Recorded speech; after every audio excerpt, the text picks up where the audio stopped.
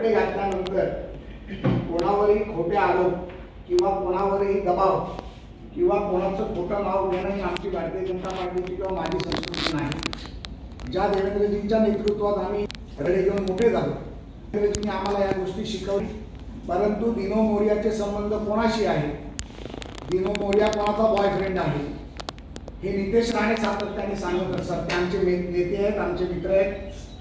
त्यामुळे याची चौकशी पोलिसांनी करावी, याची चौकशी ईडीने करावी आणि खऱ्या अर्थाने या बाबतीत अजून काही खुलासे येतील जे आता मी पत्रकार परिषद असल्यामुळे आपल्यासमोर सांगत नाही, पण या खुलाशाचा बॉम्ब येणाऱ्या बुधवारी पुन्हा एकदा फुटेल याची मला खात्री। पण ज्या पद्धतीने मेटी नदीचे जे आरोप होत आहेत, परंतु ठाकरेंच्या शिवसेनेतून असं म्हटलं जात आहे की तुम्ही जी मागणी करताय 15 वर्षापासूनची सगळी, पण तेव्हा सुद्धा तुम्ही सोबत होतात असं त्यांचं म्हणणं आहे। सोबत असणं आणि सत्तेत असणं याच्यात फरक आहे। आतापर्यंत आपण पाहिलं असेल तर शिवसेना उभाटाची महापालिकेत सत्ता राहिली तेव्हा महापौर त्यांचा राहिला, स्टँडिंग कमिटीचा चेअरमन त्यांचा राहिला, सुधार समिती त्यांच्याकडे राहिली, अनेक महत्वाची सभागृह नेता त्यांच्याकडे राहिला। त्यामुळे या चौकशीमध्ये आम्ही सत्तेत होतो किंवा नव्हतो, आम्ही असू आणि आमची लोक जरी त्याच्यामध्ये असतील तरी त्यांच्यावर देखील कारवाई झाली पाहिजे ही मागणी आमची आहे।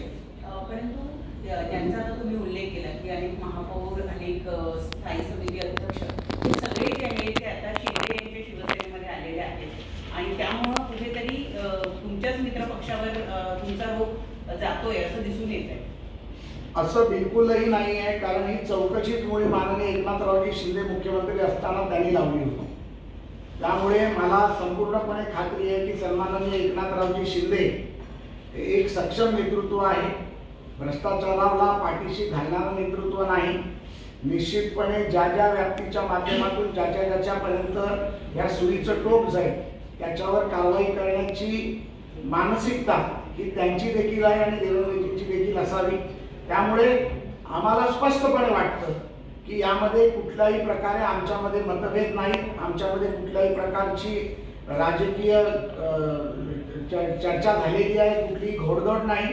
ज्या पद्धतीमध्ये जे कॉन्ट्रॅक्टरांनी ज्या पद्धतीमध्ये काम केलं गेलंय त्यांना कोणाचा आशीर्वाद होता, त्यांना कोणाचे आदेश होते, जुन्या महापौर बंगल्यामध्ये बसून कोण कॉन्ट्रॅक्ट वाटत होतं, जुन्या महापौर बंगल्यामध्ये कोण एजंट रात्री जात होतं, काय पद्धतीत कामाची शैली होती, याबद्दल अनेक वेळा एकनाथरावजी शिंदे साहेबांनी देखील पत्रकार परिषदेमध्ये सांगितलेलं आहे, नरेश भस्ते साहेबांनी सांगितलेलं आहे, राहुल शेवाळे साहेबांनी सांगितलेलं आहे। त्यामुळे मला वाटतं की याची चौकशी निपक्षपातपणे होईल आणि जे कोण आरोपी असतील, जे कोण याच्यामध्ये ज्यांनी हा कांड केलाय, ज्यांनी हे पैसे खाल्ले, ज्यांनी 1200 कोटी रुपये मुंबईकरांचे महापालिकेचे खाल्ले, त्यांना निश्चितपणे यामध्ये शिक्षा होईल याची मला खात्री आहे। आतापर्यंत 16 जणांना आरोपपत्र त्याच्यावर दाखल करण्यात आलेले, 16-17 जणांवर। तर आता तुम्ही म्हणताय जे मी पुरावे दिले त्या पुराव्यातून आणखी किती जण या संपूर्ण प्रकरणामध्ये गोवले असण्याची शक्यता आपल्याला वाटते? आतापर्यंत 13 जणांवर गुन्हे दाखल झाले, त्यात 16 आरोपी केले।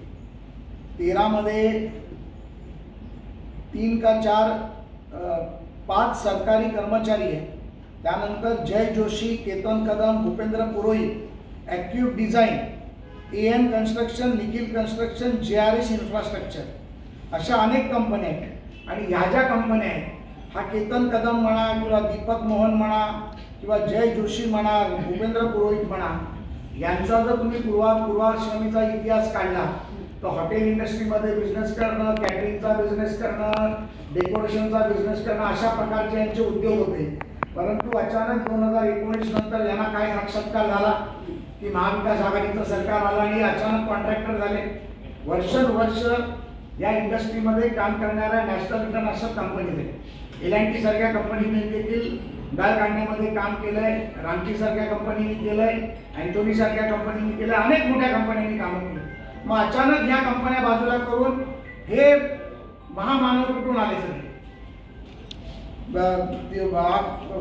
किशोर मेनन, केतन जोशी, केतन कदम, भूपेंद्र पुरोहित यांना अचानक कॉन्ट्रॅक्ट कुठे गेली ह्याच्यावरती आमचं बोट आहे। मी माननीय पोलीस आयुक्तांना आणि उपायुक्तांना, SITचे जे प्रमुख आहेत त्यांना देखील आपल्या माध्यमातून सांगू इच्छितो आणि विनंती करू इच्छितो की ही चौकशी झाली पाहिजे की हे अचानक कॉन्ट्रॅक्टर कसे झाले, याच्या मागे कोण होतं.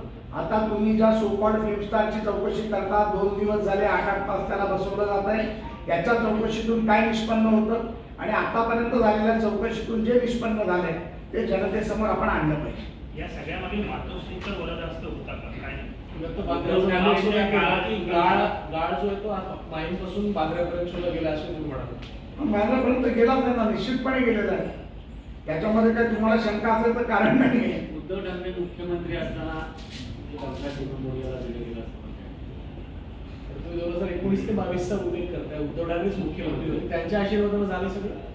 आता ते चौकशी अगदी समजेल ना. मी तेच तर तुम्हाला म्हणतोय की हे जे महाभाग आहेत सगळे, हे महाभागाने ज्या पद्धतीमध्ये कॉन्ट्रॅक्ट दिली गेली आहे, हे कधी झाले, हे कसे झाले, हे कुठल्या काळात झाले, याच्या पोलीस चौकशी करतील.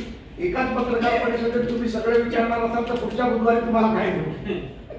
दुसरा एक असा प्रश्न आहे की संजय राऊत असं म्हणताय, संजय राऊत असं म्हणतात की तुम्ही पवार एकत्र येऊ नये म्हणून गडकरी आणि प्रफुल्ल पटेल यांना. मला वाटतं की हा प्रश्न मिटिंग नदीशी नाही, त्यामुळे मिटिंग नदीशीच आपण संबंधित बोलूया आणि कोणकोणत्या मिटिंग नदीत राहून जातो त्याच्यावरती बोलू. आपला एक करवाढ सध्याला केलेली दिसते आहे, करवाढ केलेली आता फक्त मिटिंग नदी आहे, त्याच्यामुळे बाकी कुठल्या प्रश्नावर उत्तर देणार. थोड्या वेळाने फोन कर. प्रेस कॉन्फ्रेंस है, थोड़ा वेळ प्रेस कॉन्फ्रेंस. 5 आज मिनट के पत्रकार परिषद के लिए आए हुए सभी का मैं मन से स्वागत करता हूं. आज इस पत्रकार परिषद में मुंबई में हुए बड़े घोटाले के बारे में मैं बात करने यहाँ पर आया हूँ. मीठी नदी के घोटाले के संबंध में मैंने 2024 में विधान परिषद में सातत्य से इस विषय के ऊपर आवाज उठाया था. इसमें हुए भ्रष्टाचार के बारे में मैंने विधान परिषद में बात की थी और इसके ऊपर एक SIT गठित कर उसकी चौकसी की जाए, ये मेरी मांग थी.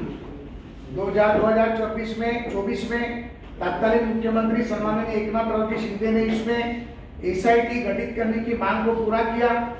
उसमें मुंबई क्राइम ब्रांच के EOW के माध्यम से SIT गठित हुई. संग्राम निशानदार नाम के डिप्टी कमिश्नर ऑफ पुलिस जो IPS अधिकारी है, उनके नेतृत्व में ये कमेटी गठित हुई और पिछले 8-9 महीने से सातत्य से 1 साल से इसकी इंक्वायरी चल रही है, डॉक्यूमेंटेशन चल रही है, इसके कागज पत्रों की जांच हो रही है, लोगों को स्टेटमेंट के लिए बुलाया जा रहा है और इसमें से आज लगभग 16 लोगों के ऊपर गुने दाखिल FIR दाखिल की गए हैं. और मुझे लगता है ये बहुत बड़ी व्याप्ति है. जिस तरीके से इस SIT के माध्यम से 2 साल का घोटाला के कागज पत्र की जांच कर पुलिस ने जो प्रथमदर्शी जो बताया है उसमें 65 करोड़ का घोटाला सामने आ रहा है. मेरी माननीय पुलिस आयुक्त देवेंद्र भारती जी से विनती थी, मैंने 3 दिन पहले उनसे मुलाकात की थी और उनको मैंने कहा था कि ये जो घोटाले की व्याप्ति है 15 साल तक बढ़ाई जाए, 12 से 15 साल तक बढ़ाई जाए, क्योंकि जिस तरीके से ये घोटाला हुआ है, ये 65 करोड़ रुपया सिर्फ 6.5% of the all total amount का है.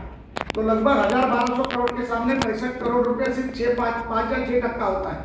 तो 1200 करोड़ के घोटाले की जांच की जाए, जो मेरी मांग थी, जो आज भी मेरी मांग है.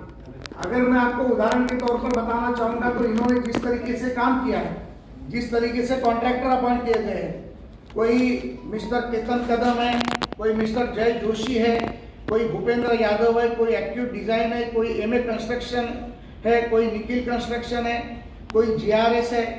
ऐसे अनेक कॉन्ट्रैक्टर जिनका कभी कोई नाले सफाई का अनुभव नहीं, कोई इस बारे में SWM का कॉन्ट्रैक्ट का अनुभव नहीं, ऐसे लोगों को जो कैटरिंग का काम, मंडप डेकोरेटर का काम, अलग अलग काम करते हैं, उन लोगों को अचानक से ये काम देने का काम किया गया है. मुझे लगता है जिस तरीके से इन्होंने दावा किया है कि हम पूरे साल में 250 से 300 करोड़ रुपया खर्चा करते हैं और 1 से 1.5 लाख से 2 लाख मैट्रिक टन हम लोग मीठी नदी का कचरा या गाल निकाल कर हम उसको डंप करते हैं. हमने जब जांच पे देखा तो ये डंप किया हुआ कचरा या डंप किया हुई काली मिट्टी गाल, ये जिस जगह पे डालने का इन्होंने दावा किया, वहां पर आज लंबे लंबे टावर खड़े हुए. तो लंबे टावर तो 1 साल में या 2 साल में होते नहीं है, उनको कम से कम बनाने के लिए 7, 8, 9 साल का टाइम जाता है. फिर ये जमीन अगर उस टावर बनाने वाले की तो ये गाल इन्होंने डाला कहाँ. और अगर हम लोग पूरी इस सिस्टम की व्याप्ति को देखेंगे तो अगर 10 साल की भी बात करेंगे तो 1.5 से 2 लाख मेट्रिक टन अगर इन्होंने निकाला है तो 15 से 20 लाख मेट्रिक टन ये जो काली मिट्टी है या गाल है ये डालना चाहिए, निकालना चाहिए था। तो ये कहाँ डाला, ये प्रश्न जब पुलिस अधिकारियों ने पूछा तो उनके पास कहाँ डाला इस बारे में इसकी कोई उत्तर नहीं था। और जहां पर भी सरकारी जमीन के ऊपर हम कचरा डालते हैं या कोई भी चीज डंप करते हैं तो उसकी रॉयल्टी गवर्नमेंट को भरनी पड़ती है, उसकी कोई रिसीट नहीं है। जो ट्रक्स इन्होंने वापरे करके दावा किया और ट्रक्स के जो नंबर दिए उसमें कई जगह पर रिक्शा, स्कूटर, मोटरसाइकिल, टेम्पो इसके नंबर भी आए हुए हैं। इसका कोई जीपीएस ट्रैकिंग नहीं है। अगर वो टोल नाके के बाहर गए हैं तो टोल नाके की कोई पावती नहीं है। वे ब्रिज के ऊपर दिए गए तो वे ब्रिज का कोई उसका कोई नोंद नहीं है या उसकी कोई रिसीट नहीं है। और अलग अलग तरीके से मुंबई के डंपिंग यार्ड का अलग अलग बिल्डरों का कचरा उठाकर जो बाहर जाके फेंकते हैं उसको हम मीठी नदी का कचरा फेंका कर बताकर झूठे पेपर बनाने का काम इन सभी कॉन्ट्रैक्टरों ने किया है। मेरी माननीय पुलिस आयुक्त से और माननीय मुख्यमंत्री से विनती है कि इसकी व्याप्ति बढ़ाई जाए। इस बारे में कौन कौन आरोपी है और इनको काम देने के पीछे कौन था। जो कोई दावा कर रहा है कि सो कॉल्ड फिल्म स्टार है और कोई है, तो ये दलालों का काम किसने किया, उसके पीछे कौन था, उसको जो जिसकी आज चौकसी हो रही है वो दोनों लोगों को पूछा जाए, उनको ताबे में लिया जाए और उनको पूछा जाए कि उनको किसने करने के लिए बताया है। और ये व्याप्ति को लेकर जो मुंबईकर सर्वसामान्य मुंबईकरों का जो पैसा है ये 1200 करोड़ किसने खाए ये लोगों के सामने आना चाहिए।